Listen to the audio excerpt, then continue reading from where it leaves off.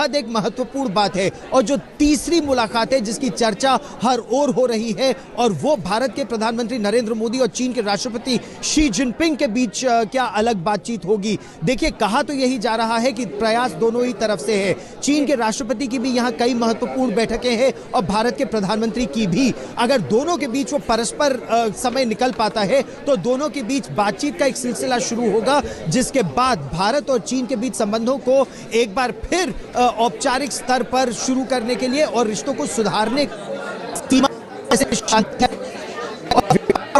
कैसे बढ़ाया जाए वो बात, उस पर चर्चा आगे बढ़ सकती है। राजीव। बिल्कुल गौरव, लेकिन बहुत ही महत्वपूर्ण सवाल चल रहा है। जिस तरीके से अलग अलग जगहों पर युद्ध के बुरी तरह से कई देश इसमें फंसे हुए हैं, और ऐसे में ये सम्मेलन कितना ज्यादा खास हो जाता है, कितना ज्यादा महत्वपूर्ण हो जाता है, खास तौर से एशिया पैसिफिक के हिसाब से।